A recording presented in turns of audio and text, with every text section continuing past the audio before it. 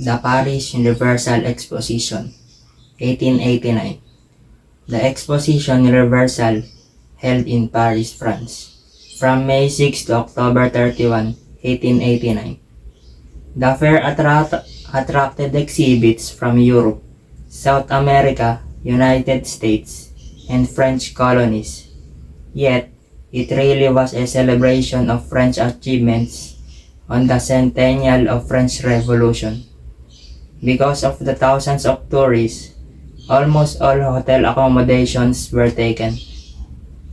But he finally lived together with other Filipinos, Justo Trinidad and Jose Albert. In the exposition, there was this international art competition where Felix Hidalgo won the third prize.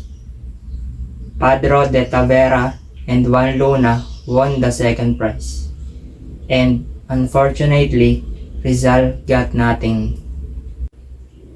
He spent his time in Biblioteque Nacional, reading and checking with his historical annotations of Marga's book.